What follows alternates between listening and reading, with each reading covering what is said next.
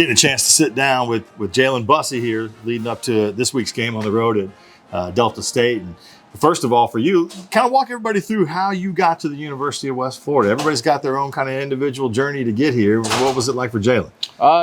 So I transferred here from North Dakota State University, spent 4 years there, won 2 national championships, so thankful for that. But, Coach Nobles recruited me out of high school. I went to North Dakota State instead, and then when I entered the portal, when he hit me up, I was like, I kind of blew him off the first time, so I got to come back and give him a chance on this one. But yeah. Where'd you go to high school?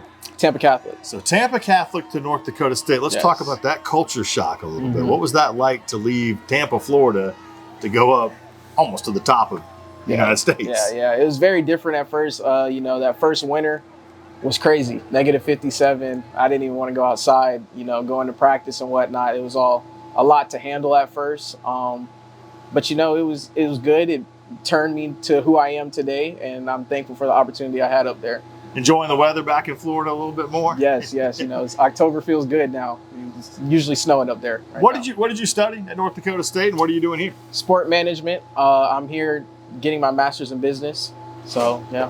Very good. Let's talk, as you were growing up in Florida, kind of who were your football heroes? Who did you look up to as players? Growing up, I was a huge LaDainian Tomlinson fan. I loved the 21. That's why I still wear it to this day.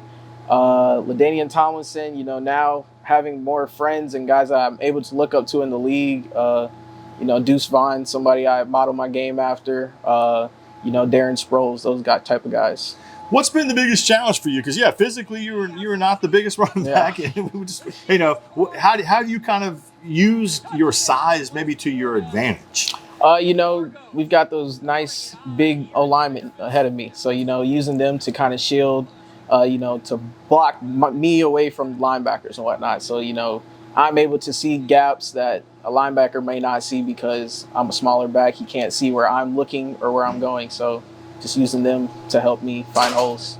Hey, we've had, the short runs for a while, and then all of a sudden, you were kind of the guy that broke the seal on it, to bust that big run, take it to the house. I mean, what's that feeling like when you get past that second level and there's nothing but green in front of you? It's great.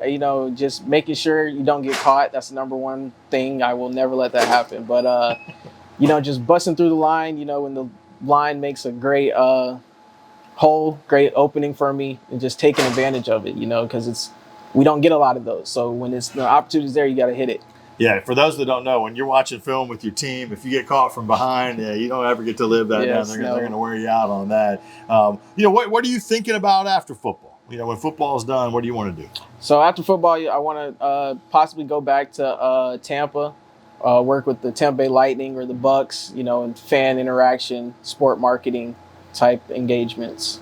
What was the winning tradition of this program, since you're coming from one in North Dakota State, as you mentioned, national championships, and for those that don't know, they've been solid for a while. Was that one of the selling points to come to University of West Florida? Indeed, it was. I just came off of a loss of a national championship, actually, and I wanted to get back to that feeling, being on top, and I felt like this team and these coaches we have the blueprint. It's just we got to put it together, and we can get to national championship for sure. What are you doing pregame to kind of get yourself ready to play football? You got a playlist, or kind of what's the routine? Pregame, gonna listen to some smooth Michael Jackson, to start it off, and then right before the game time, listen to some worship music, and then we're gonna turn it up with some Nardo Wick or something.